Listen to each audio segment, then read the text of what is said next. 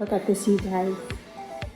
Oh, itong 18 dihan, nagbugol-bugol pa siya kanina. What's good about Pac and Go is they have like this. Last 10 dresses.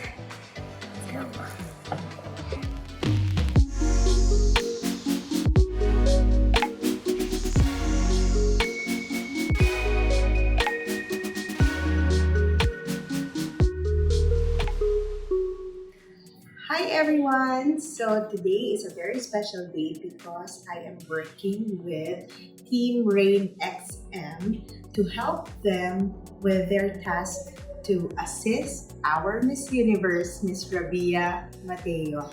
And in a few days, she will be leaving for Miss Universe, and Team Rain XM, Rainier Dagala and Emilian asked me to help them pack for her. So this is very exciting because I have an exclusive access to the dresses that she will be wearing. But what I will be showing you today is how we're going to pack all of her gowns that she will be using for Miss Universe. I hope that you will also have fun looking at these gorgeous dresses, and I can't wait to share it with you.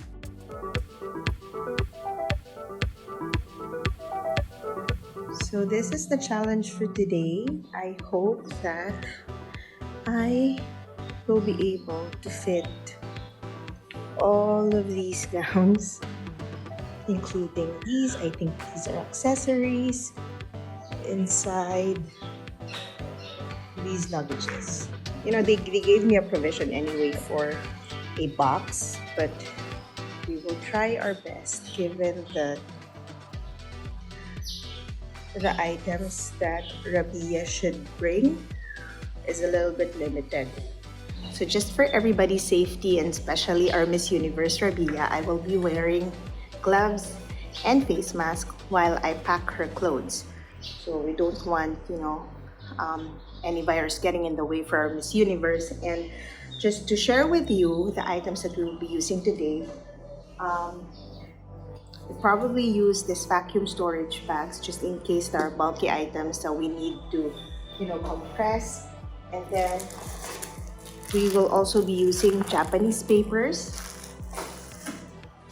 And of course, my ever reliable packing cube from Pac and Go. So I'm grateful that the Pac and Go team actually sent a lot of packing cubes for Rabiya, and I'll be sharing with you how you can efficiently pack, whether you're a Miss Universe or if you have an event elsewhere, because most of the items that we'll be packing today are formal wear and gowns. You know what, guys? I'm so amazed because when I was talking to Rain and Em, they said that they are coming up and establishing a system for Rabiya because since they will not be with her during the competition, so they wanted it to be seamless for her. So all of the gowns here, it's actually coded by numbers, just so if Rabiya has questions and if they need to assist her during the competition, they will just mention the number of the set that she will be wearing. So that's the reason why I will be needing my label maker, just so we can put together all of the things that Rain and Em fixed for Rabiya.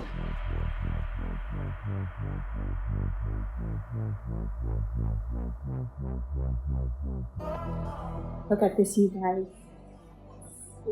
Oh, itong 18 dihan, nagbugol-bugol pa siya kanina.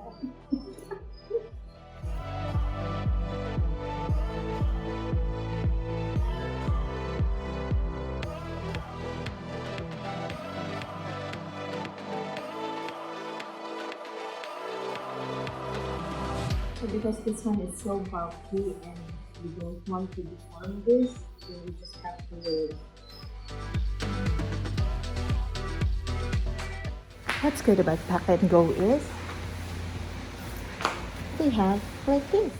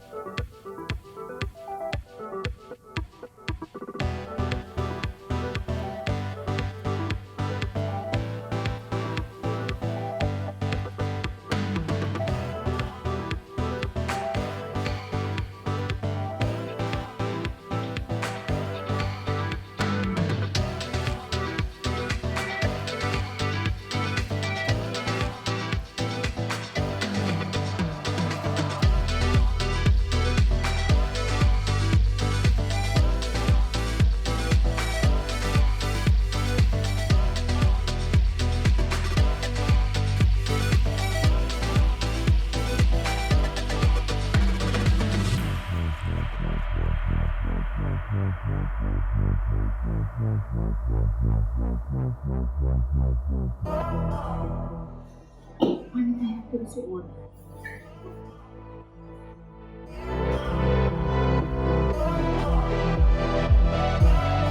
just a quick update, I have 1 hour left pack. They need to pick this up at 12 noon and it's already 11 a.m. and I have about 20 more clothes to fold and pack, and it's getting complicated because I think this is for the clothes that I am packing now are the ones that's really meant for the competition, because it has a lot of beads and it gets bulkier, and yeah, so I'm sorry if I can't really show you or give you some detailed tips on how to pack because I am pressed for time, but hopefully some of the snippets that I'm showing you, you get to have an idea on how to pack formal wear.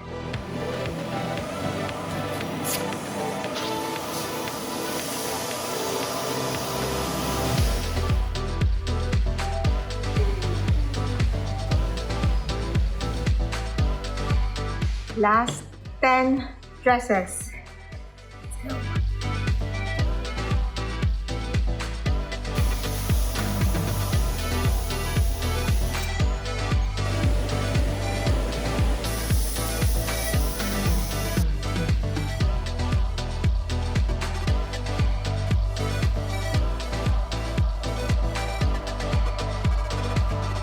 Okay guys, so I'm done packing for Rabiya and ano tayo, buzzer beater tayo. The last hours, hindi na ako nakapag-video masyado kasi it was such a crucial time na talaga. Parang hindi ko na maintindi to take a video how the baggages look like. Parang wala na, hindi ko na talaga siya nakuhanan because we have to make sure that aabot lahat ng bagahe kay Rabiya because she's flying today. So, this is such a great experience and I'm very grateful that Rain and M trusted me to do this with them and for Rabiya. And I felt like I am part of a big bayanihan movement. Kasi, you know, packing all those clothes and seeing the efforts of a lot of designers and of course the styling team, and not to mention the people behind Rabiya who's been training her and motivating her, her family also, and of course Rabiya herself. Diba? Parang put a lot of effort talaga in this pageant. And I am very honored to be part of it kahit na very minimal lang naman yung task na ginawa ko. So, siguro my realization lang is being a beauty queen is not just about beauty. It's really parang, it's hard work and dedication. And it's something that you really have to put your mind, your heart, and everything that you have in you, no, to make sure lang that you represent your country. And I am very excited for Rabiya. So this is just a portion of what it's like to join a beauty contest. So to those out there who are aspiring beauty queens who are already like parang in that path to join a beauty contest, I hope this video can help you to give you an idea on how you're going to properly pack your clothes and make sure that, you know, wala kayong aberya na mararanasan during the contest proper. And that's actually my prayer for Rabiya. I hope that the system that we established, Rain and M has poured their heart and soul into coming up with a very efficient and seamless system for all of her clothes. I just hope that Rabiya will have a, you know, a very easy time locating the clothes that she needs to wear.